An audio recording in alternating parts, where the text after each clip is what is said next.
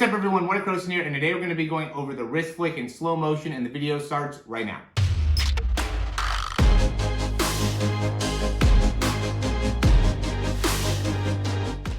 Okay, so I made a video like this in the past, and I realized that, going into the actual wrist flick, was not really as good as I think I've done in the past. And so I just wanted to go ahead and do another video here just to be able to really slow it down. So this is in extra slow motion, so you can see clearly how the ball ends up coming out of my hands, as well as being able to go into the setup before you go into the wrist flick, just because I think that's important as well. Before I use my treadmill, the side of the treadmill, as a place to hold the arm, I do think it's a little bit better to probably have more of like a hand position here. And I do think it's really important to actually work on just the wrist flick and just kind of the end there, just to really feel how to do this well. I went through probably 10-15 throws altogether with this to be able to really feel what that wrist flick wants to feel like. And you can see here as I'm going through, even in this one, which is one of the better ones, I still am a little bit back with my hand, right? I still don't get my hand all the way up and through as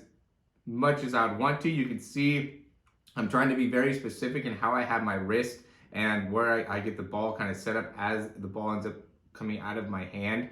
I went through, and this one was not as good. Went through a few different ones here, but I really want to be able to create more rotation, a little bit more rotation as the ball is coming off of my hand, and also want to be able to kind of get the ball to come down a little bit more with that nose as it's leaving my hand and my finger. But you can see some of the things that I focused on here, which is how the ball in my hand was moving before the ball released out of my hand. So, I don't want the ball to come out before my hand is even with my elbow, right? So you can see how my hand is getting right even with my elbow as the ball kind of releases there. That was like a big thing for me to focus on. I'm really trying to get plenty of wrist flick as the ball's leaving my hand. And I'm trying the best that I can not to make it so I have too much downward movement on the ball and also not too much rotational movement on the ball, but really a little bit of both as the ball is approaching, leaving my hand here, okay? And it was a little bit harder to actually get the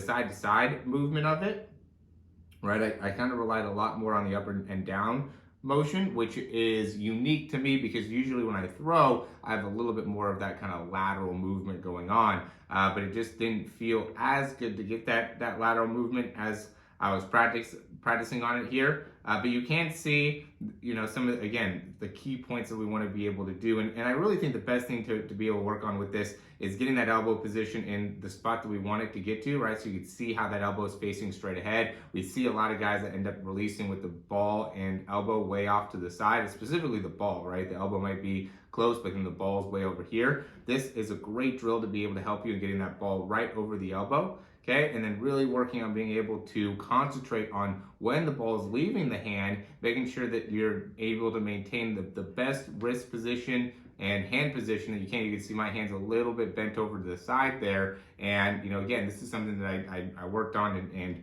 try to get a good overall spiral. This felt pretty good as it was leaving my hand, but I'd go even today after watching this video and would work on being able to get my hand a little bit more upright to make it so as the ball is releasing, I'm able to do it in exactly the position that I want it to be in when it's leaving my hand during the throw. So this is, again, something that I think is hugely important for quarterbacks because in a 60-90 minute session that you guys are typically going through when it comes to either working with at a practice or with a coach or having any type of game, and for games and for some of even like the tournaments that you guys go to, it ends up being hours that you're throwing and putting a lot of stress on the arm, on the brain, on the body to be able to perform at a high level. Doing exercises like this really primes your body to be very connected and understanding what is going to be the most efficient thing to be able to do in order to throw the ball accurately and to also put the most power and velocity and also take the most pressure off of the arm. So,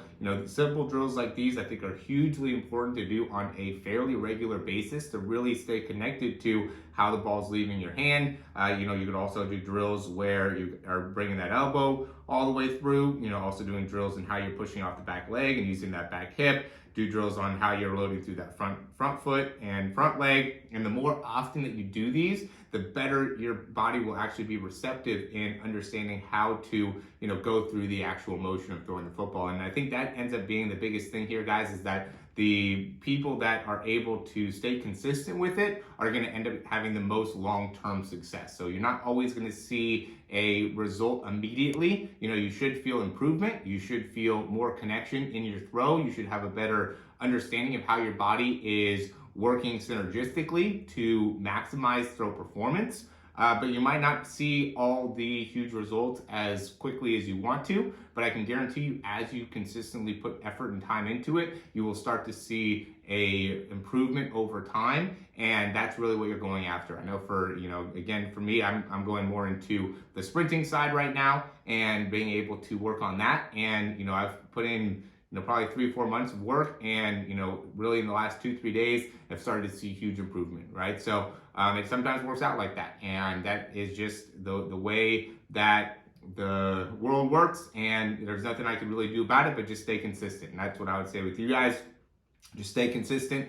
You might not always be seeing tremendous results right away, but the more consistency you put into it, the more the world's going to end up reshaping and reforming to what it is that you are trying to accomplish or trying to do. And so just, discipline, consistency, that's what's important. Highly recommend you guys really staying, confident in what you're doing. And the more that you practice something, the more confidence you're going to have and the more belief you're going to have. So keep working on it, keep getting better. I know there might be frustrations, especially around the wrist, even for me. I mean, I work and talk about the wrist all the time, and to see this, not being perfect makes me a little bit frustrated, but it just shows that even me, who puts a ton of time and energy and effort into this specifically, and I've seen great results from a quarterback perspective, and I still have a lot more work to do. So I'm going to keep putting the work in. I hope you do as well. And as always, if you like the information, click that thumbs up down below. Subscribe to the channel if you haven't already. And if you have any questions, comments, recommendations, you can leave those down below. Also, check out right now with the whole giveaway. We are offering our throw breakdown and $100 for the person that wins the giveaway. We're going to actually announce that on this upcoming Monday. All you have to do is like this video, subscribe to the channel, and send us a screenshot that you did both, and then you are automatically entered into the drawing. If you guys want to check out our 3-month program or some custom programming, then